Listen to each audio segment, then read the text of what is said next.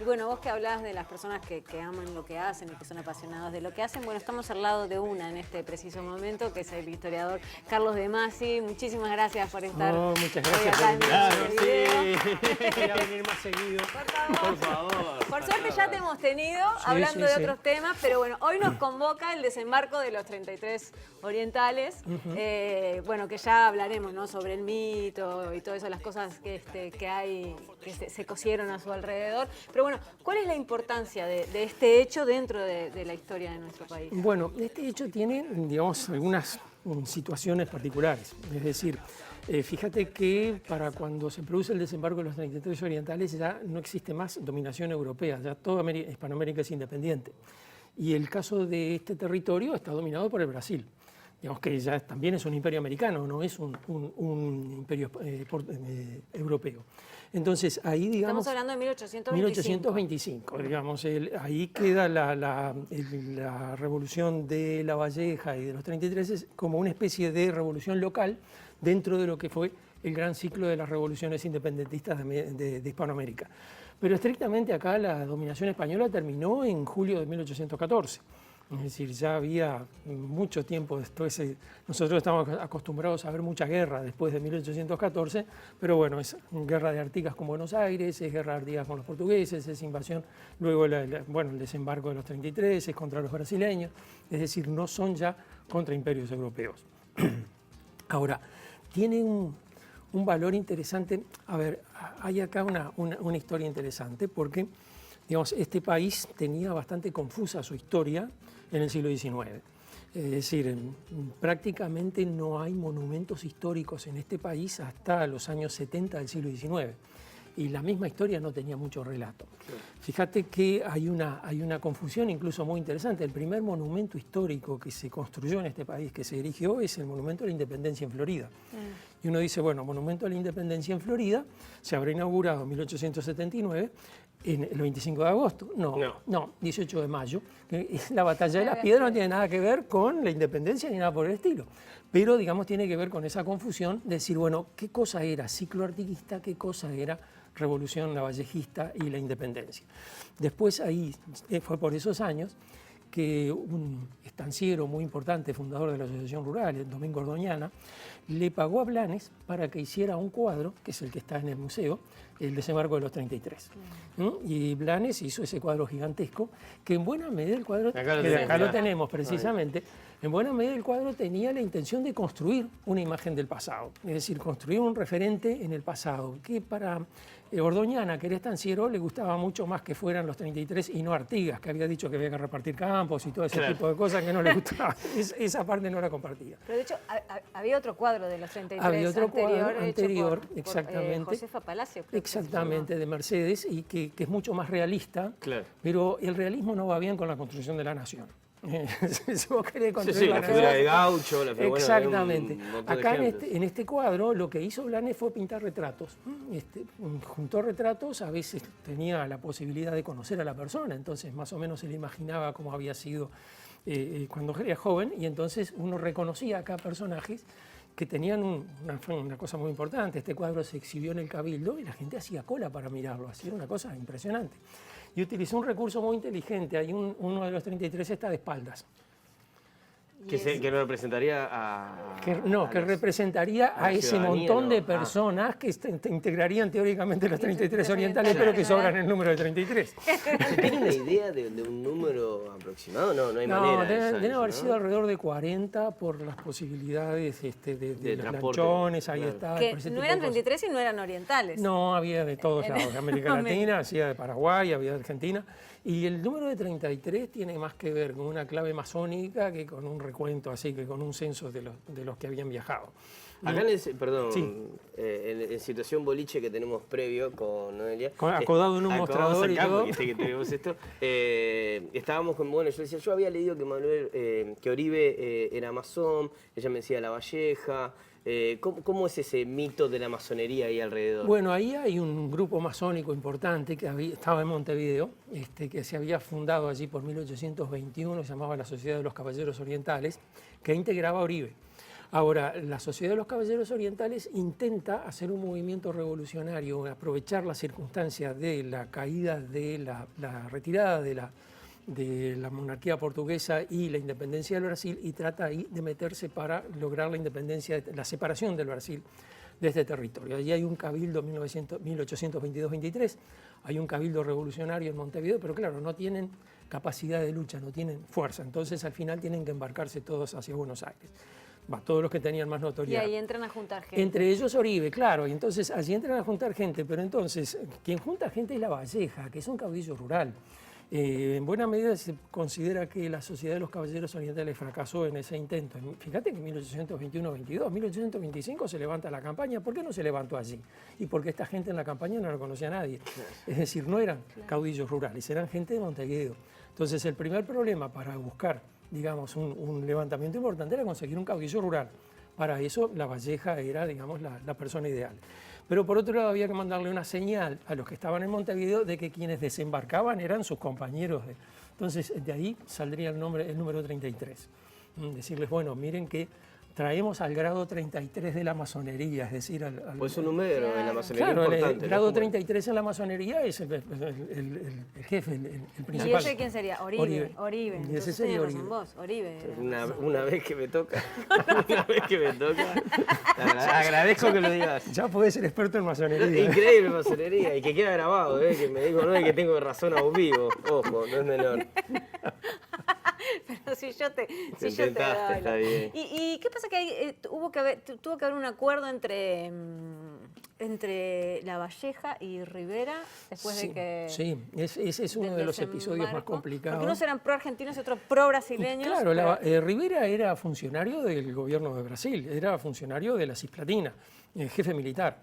Es cierto que el jefe de la Cisplatina, que era el Carlos Federico Lecor, no le tenía ninguna confianza, pero por otro lado era la persona que le mantenía controlada la campaña. Es decir, claro, Rivera trabajaba para Rivera, digamos, pero eso le servía a Lecor mientras estaba de su lado. Y allí hay un episodio muy confuso que digamos, siempre ha generado mucha discusión, y es que en determinado momento Rivera cae prisionero de La Valleja, muy cerca del 29 de abril, y la Valleja lo toma prisionero. Y allí, digamos, se encierran, negocian, y cuando salen, La Valleja dice públicamente, el compadre Don Frutos va a ser el segundo jefe de la cruzada, se dan un abrazo, el abrazo del Monzón, claro, y allí queda Rivera incorporado a la cruzada. Ahora, lo que nunca quedó del todo claro es si Rivera fue hecho prisionero o si ya había un acuerdo entre ellos. Porque ahí aparte quedan unidos Rivera y Oribe. Claro. Después... Claro, pero además a Oribe lo degradaron un escalón porque quedó Rivera metido como segundo jefe. Digamos, el punto es que, primero, en campo abierto a Rivera nunca lo capturaron.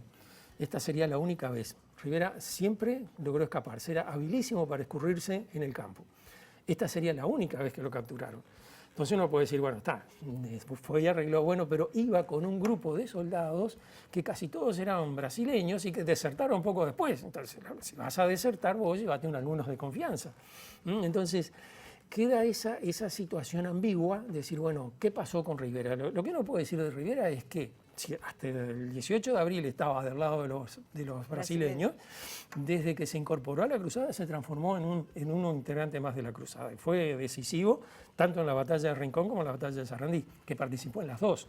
Es decir, libró la batalla de Rincón cruzando el Río Negro crecido cuando no había en realidad necesidad, volvió hacia atrás y se reunió con La Valleja y pudo participar también en la batalla de Sarandí unos días después. Es decir, el compromiso de Rivera con la cruzada, es innegable. Entonces, ¿cómo surgió? ¿De dónde salió ese compromiso? Que es un poco lo que genera tanto debate. Ahora, como decíamos hace un rato, la historia nacional siempre tiene esos episodios confusos. Quería preguntar, Carlos, porque a veces me sucede que en mi cabeza la formulo bien la pregunta y cuando la quiero decir me entrevero un poco.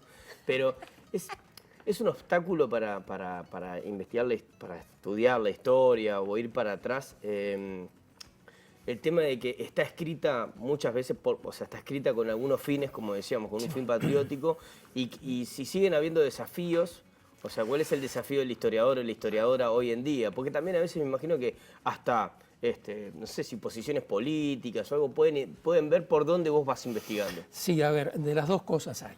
¿Se entendió algo la pregunta? Más o menos. A ver si entendí lo que me quería preguntar. Yo empiezo a contestar. Si ves que en el rey decime, no era eso lo que te dije. Excelente. Bueno, pero en principio, la mirada nacional nos configura la cabeza.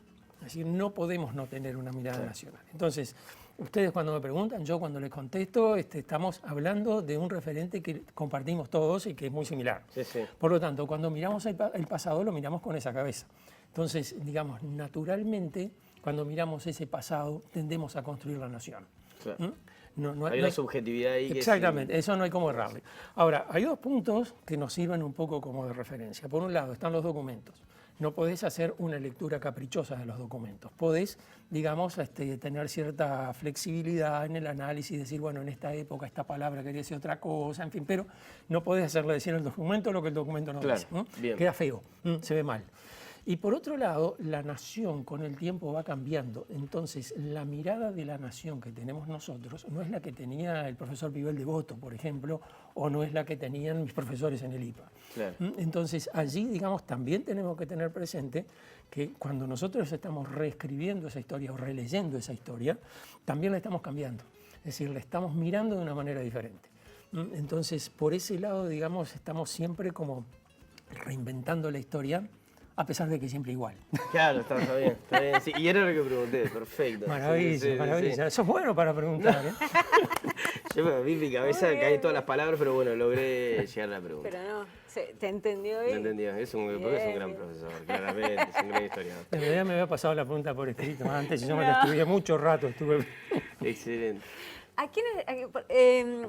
Vi una entrevista hablando sobre el tema de los 33 orientales y Marianel Marrone hizo una pregunta que me gustó, que es ¿quién financió el desembarco de los 33 orientales? Lo financiaron. Que eso es interesante también, porque es muy buena pregunta. Además es uno de los temas centrales del asunto, porque uno dice, bueno, mucho patriotismo de parte de La Valleja y del grupo que cruzó y se arriesgó y podía haber caído en el medio del ejército brasileño y tuvo suerte y cayó en otro lugar. Todo eso es real. Ahora, aquí hay que poner dinero para hacer esto. ¿Quién lo puso? Bueno, los saladeristas porteños que veían que el ganado se iba para Brasil y lo procesaban en los saladeros de Brasil. Entonces, Pascual Costa, Pedro Trapani, todo este montón de saladeristas financiaron la operación. Y hay un detalle interesante, que Pedro Trapani era un saladerista montevideano radicado en Buenos Aires que tenía un saladero en sociedad con un inglés que falleció sin descendencia y entonces su sobrino más cercano fue el mediador inglés, Lord Ponsonby. que inmediatamente hizo vínculo con Trapani. Es decir, por supuesto, la única persona de referencia que conocía a Ponsonby en el Río de la Plata, que además había venido acá por muchas razones, no tenía mucho que ver con la diplomacia, pero lo mandaron acá. Sí. Trapani en realidad no tenía ni idea de nada, pero Ponsonby, su referente fue Trapani, empezó a negociar con el gobierno y casi enseguida se apartó de las instrucciones. Sí. Las instrucciones que tenía Ponsonby, decir, bueno, planteé esto, si lo rechazan, se acabó la mediación. Y en cambio Ponsonby empezó, digamos, negociando con Trapani otra propuesta que fue la independencia del territorio, que era tan extraña que Trapani le escribía regularmente a La Valleja y lo instruía, le decía, usted haga tal cosa, no haga tal otra, mira acá, así lo mantenía todo el tiempo bajo control. Y siempre le decía, si queremos que salga una negociación que tenga la consabida base única, la consabida base única era la base que partía de la independencia del territorio, pero no la ponía por escrito, tenía miedo de que cayera en manos de otras y se saltara todo al diablo. Entonces se la dijo en un encuentro verbal, estamos negociando la independencia, usted puede ser el jefe de un Estado independiente, pero después cuando se lo escribía, le decía, nuestra consabida base única o nuestra ya sabida base única sigue etcétera, etcétera. No lo dejaba explícito. No lo dejaba explícito. Como, bueno, lo que hablamos. Exactamente, sí, aquello, ¿te acordás? ¿Te acordás de aquello que hablamos? Sería ahí. Exactamente, una cosa así, tal cual. Tengo una pregunta mística. Sí. A ver. Ay, si me dejan. Me hace temblar. Es mortal, ¿eh? Me hace temblar. No, es genial, es genial. Tengo una pregunta mística. Todo el tiempo mirando al pasado. ¿Te pasa que ya estás en un lugar en el cual mirás hechos del presente y podés más o menos adivinar el futuro? ¿Cómo estos hechos del presente van a ser narrados en un futuro? No podés. Esa parte no la podés saber. Es decir, yo recién, ustedes hablaban del ajedrez y cosas, yo pensaba, para mí el ajedrez es imposible. Yo puedo pensar cómo llegaron hasta ahí, pero no puedo seguir más adelante. No puedo seguir más adelante. ¿Viste? Digamos, la historia se construye en una configuración social compleja que vos no podés prever ni podés manejar. No, claro. Entonces, ¿cómo se van a leer en el futuro los acontecimientos? No lo sabés. Pero no te gusta jugar. Mira, te voy a contar una. No te lo digo académicamente, digo. No, pero te hago un cuentito que es que no tiene nada que ver con el desembarco de los 33. Saqué un poquito del tema. Año 1984. Se estaba procesando la transición de la dictadura a la democracia. Yo estaba muy atento a ese proceso, ¿no? Y quería entenderlo. Entonces, todos los fines de mes me escribía un resumencito diciendo, bueno, ¿qué fue lo que pasó? ¿Qué es lo que probablemente podría pasar y qué perspectivas había? Bien. No. Nada. Después lo leo y pensé, pero ¿qué tenía en la cabeza? No entendía nada. Pero buena bitácora. No entendía nada. Después miraba y decía, pero ¿cómo pasaron tal y cual cosa? Y yo anotaba que lo que había pasado no tenía nada que ver. Yo esperaba, seguramente lo que no pasaba nada de lo que estaba previsto. Nada. Otra cosa. Yo pensaba ahora, escuchándolo del pasado, cómo se necesitaba, obviamente, empresarios que bancaran algo. Se necesitaba alguien que conectara con el interior del país y que generara gente. Por eso a veces lo escucho hablar y veo como hay cosas que se repiten, que esto es como cíclico, ¿viste? También buscamos en el pasado aquellas cosas que hoy son referentes. Claro. Estoy seguro que si alguien en 1825 construía esa historia, no mencionaba tal vez la financiación o no decía la importancia que tenía el vínculo con el interior, y etcétera, etcétera. De repente no veía esas cosas que hoy son las que nos saltan. Correlativamente, veía cosas que nosotros no vemos.